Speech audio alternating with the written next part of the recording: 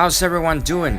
Today I have the honor to talk about one of my favorite Marvel characters, member of the Avengers and based on the Norse mythology, Thor. Thor is a fictional superhero who appeared in American comic books published by Marvel Comics. The character, which is based on the Norse deity of the same name, is the Asgardian god of thunder who possesses the enchanted hammer Mjolnir, which grants him the ability to fly and manipulate weather amongst his other superhuman attributes. It was created by pencil plotter Jack Kirby, Stan Lee, and scripter Larry Lieber.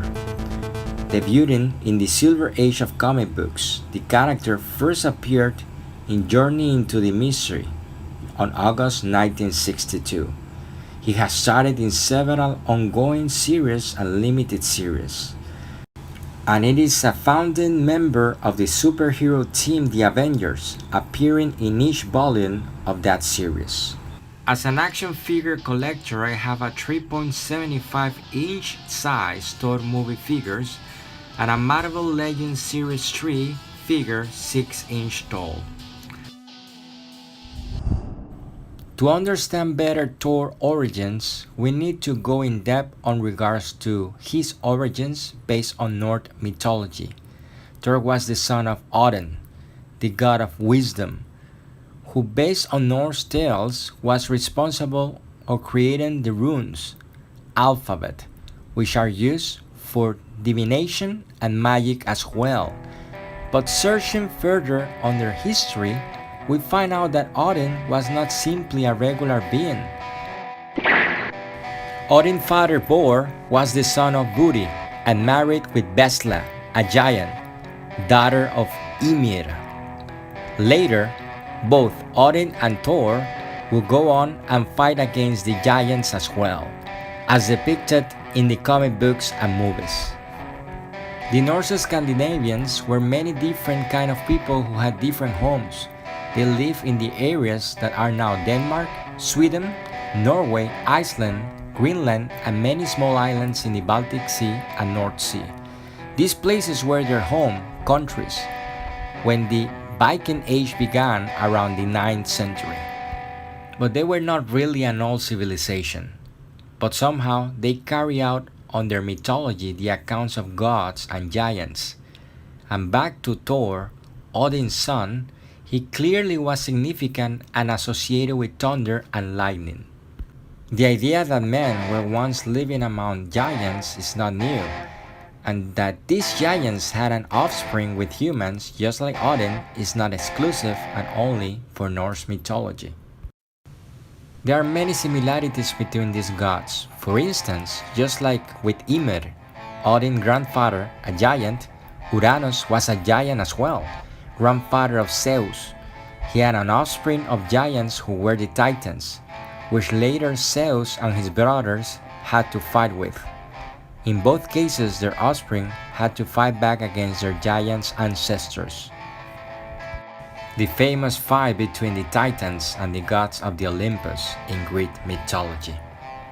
In Hinduism, the giants are called Daityas, and they were a race who fought against the gods because they were jealous of their Deva half-brothers. Some Daityas from Hindu mythology include Kumbhakarna and Hiranyasha. So clearly, all these cultures are referring to a time where the divine beings with lightning power like Zeus, Thor, or Indra in Hinduism are referred from ancient tales that maybe, and just maybe, did happen. But now let's get to the occult and hidden part.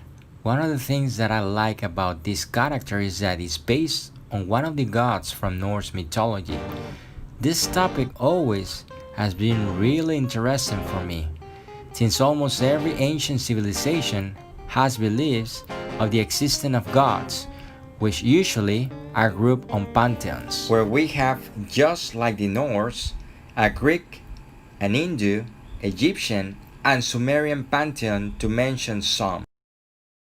For instance, the Sumerian god of the sky was Anu. Anu started out as a king of all of the gods, but later diminished in importance. This is similar to Kronos in the Greek myths, who was overthrown by his son and was rarely talked about after. Anu's daughter was Inanna, who was the goddess of sexual love and lust. Inanna's Greek parallel was Aphrodite, who also was born from the sky god and symbolized promiscuity. Lastly, the Sumerian parallel for Zeus was Enlil. It's interesting how the Sumerian god Anu, based on a story from a clay tablet, was supposedly castrated during a fight, which reminds me of the story of Uranus, who was also castrated by Kronos from Greek mythology. There are also similarities to the Egyptian story of Osiris, where his missing penis is the center point of the mythology and legend. We clearly see that God myths and legends all over the world carry a great hand of similarities, mainly involving giants. But in order to find the origin of these legends, we must point out to the first known civilization on Earth. Sumeria is the earliest known civilization in the historical region of southern Mesopotamia, current Iraq. Their writings, made on clay tablets, date back before 3000 BC. The earliest texts come from the cities of Uruk. They left on these clay tablets all the information in regards to their origins, both of their city and the human race, where they explain how the gods called Anunnaki, which means those who from the heaven came, created the human beings, mixing their DNA with the DNA of humanoid Homo erectus to create Homo sapiens.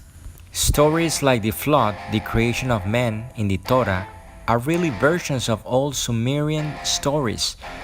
We need to keep in mind that Jewish lived in captivity under the Babylonians and Egyptians, where they absorbed most of their culture, which they later used when writing their own version of their people's history. This can be seen when in the Torah, in Genesis clearly, the text says, "Now we will make humans and they will be like us," in plural, which is a version of the original account found in the Enuma Elish and refers to the Anunnaki when creating men. On their investigations, writer Zachariah Sitchin published a number of books with translations of the stories from the clay tablets, which I highly recommend. Sitchin, in his investigations, advises that Abraham, the famous patriarch from Judaism, as told in the Bible, came from a city called Ur, which is really Uruk. Uruk was the capital of Sumeria. Therefore, Abraham was from Sumeria. He says that during the time Abraham left the city, there was a war between the Anunnaki gods, and indeed Abraham made a pact with one of the gods. More on that later. So the reason why in the Old Testament God always told his people that he was a jealous God was because there were other gods indeed, which indeed is explained in the Sumerian tablets. So bear with me. What I believe is that all these gods in the pantheons all over the world from ancient civilizations are no other than versions from the original Anunnaki gods who were giants as well and had the same attributes, and just like Thor, Indra, and Zeus, god of thunder, there was an Anunnaki god of thunder and lightning, who usually was depicted as a warrior who used some kind of weapon shooting light. Reason behind his depiction. The god was the son of Enlil, who was an ongoing fight with his brother Enki. The name of the god was Ninurta.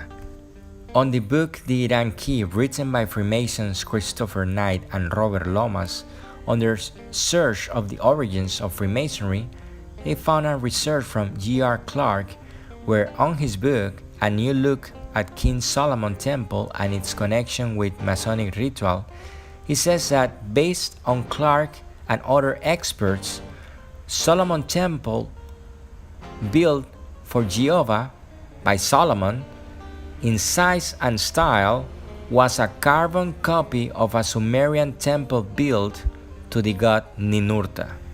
back to Abraham, it's clear that the Jewish in the Old Testament believed that their God was clearly the one who cursed and kicked humans from paradise, and the devil symbolized by the serpent was described as evil and malicious. In the clay tablets, this story is told with more detail, but what I can say is that Enki was a brother who was depicted with the snake, which stands for the DNA-shaped string, and Enil was the Anunnaki who was annoyed by humans and the new knowledge to have sexual intercourse and reproduce. Ninurta, the thunder god, warrior, was Enil's son, and some believe was a tribal god, or at least a god descendant from Enil who had the pact or covenant with Abraham, and therefore the god of the Jewish, Yud-He-Vau-He. Ninurta, the original thunder god, the one where all the other thunder gods are based upon. Therefore, Thor. Hope you liked the video. Oh look, it's Odin. He's telling Thor, how proud he is of him. He loves him. That's awesome. That's wonderful. Thor probably is gonna feel really good about this, right? But there's something strange here. Oh damn it, he was lucky. He was just joking. Anyways, please subscribe, like the video, share it, check the links below, and please, my friends, do what you will. That's the whole of the law. 93, my friends. Support the channel, subscribe, share it, and thank you.